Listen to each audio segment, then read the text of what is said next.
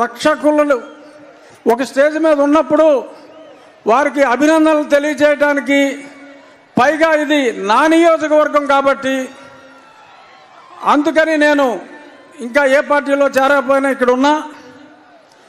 ఇప్పుడు కృష్ణార్జునులాగా చంద్రబాబు నాయుడు గారు పవన్ కళ్యాణ్ గారు ఆల్రెడీ కలిశారు.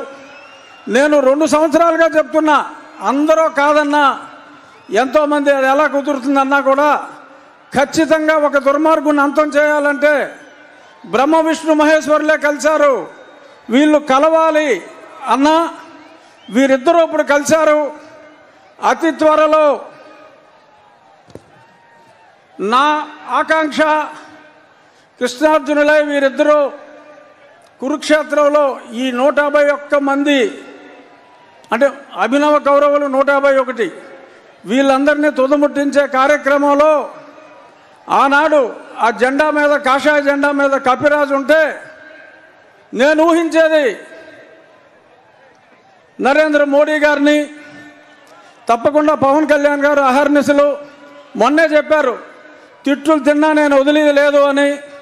తప్పకుండా రాబోయే 4-5 రోజుల్లో ఒక గొప్ప అద్భుత సృష్టికి అంకురార్పణ జరిగి ఇప్పుడు మనల్ని సర్వనాశనం భ్రష్టు పట్టించిన వ్యక్తి చరిత్ర పుటల్లో కలిసిపోయే సమయం వచ్చింది.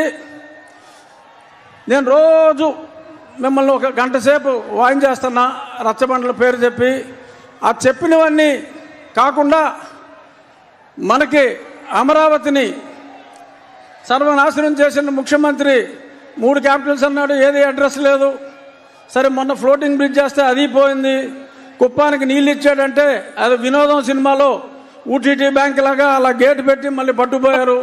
అంతా మోసం దగా. రాజధాని లేని ఈ రాష్ట్రానికి ఈ ముఖ్యమంత్రి తీసుకొచ్చిన ఒక ఘనత ఏంటంటే ఆంధ్రప్రదేశ్ని ఒక క్యాపిటల్ చేశాడు. దేనికిరా అంటే డ్రగ్ క్యాపిటల్ ఆఫ్ ఇండియా చేశాడు. ఎక్కడ ట్రక్కు దొరికినా అది ఆంధ్రప్రదేశ్ నుంచే బయలుదేరుతుంది. డ్రగ్స్ దొరికితే మరి ఇక్కడ కాకినాడ పోర్టుకు వచ్చి ఎవరో ఆషికి ట్రేడింగ్ అని దానికి ట్రేసెస్ అన్నీ కూడా మనం చూసాం. డ్రగ్ ఆంధ్రప్రదేశ్ని రాజధానిగా చేశారు తప్ప ఈయన చేసిన అభివృద్ధి ఏమాత్రం లేదు. మహిళలు తాలిబొట్లు తెగిపోతున్నాయి పటాపటా పటాపటా. ఆ చెత్త మందు తాగి 60 రూపాయల మందు 200 రూపాయలు ఇచ్చినట్టే ఇచ్చి మీ జేబులు గుల్ల చేస్తున్నాడు. చెప్పుకుంటే శతకోటి. అది ఎలాగో పెద్దలు చంద్రబాబు నాయుడు గారు పవన్ కళ్యాణ్ గారు ఆ దూషణ భూషణలన్నీ వారికే వదిలేస్తున్నా. నా రిక్వెస్ట్ ఒకటే, భేషజాలని వారిద్దరూ ఎలా అయితే భేషజాలు పక్కన పెట్టి అన్నదమ్ముల్లా కలిసిపోయారో ఇక్కడున్న తెలుగుదేశం జనసేన నాయకులు కార్యకర్తలు అందరూ కూడా చిన్న చిన్న డిఫరెన్సెస్ ఉంటాయి కానీ మనం సర్దుకుపోవాలి. ఎవరెవరయ్యో లేఖలు రాస్తూ ఉంటారు, ఆ లేఖల్ని పట్టించుకోవద్దు. వారిద్దరూ ఎంత అన్యోన్యంగా ఉన్నారో మనం అందరం కూడా. నేను తొందరలో మీ దగ్గరికి వచ్చేస్తా.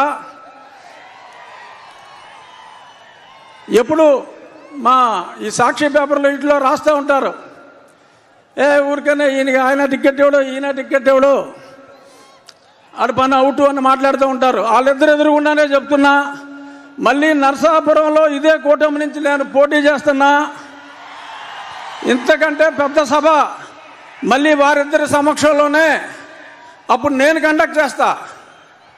ఇప్పుడు నేను వెనకాల ఉన్నా, అప్పుడు నేను ముందుంటా, నేను కండక్ట్ చేస్తా. ఎందుకంటే ఇప్పుడు నేను ఏ పార్టీలో లేను కాబట్టి వెనకాల ఉన్నా. చాలామంది ముందున్నారు. ఇంకా పార్టీల్లో చేరబోయినప్పటికీ మరి కొంత చొరవ తీసుకుని జై తెలుగుదేశం, జై జనసేన, జై బీజేపీ. Thank you. ఇప్పుడు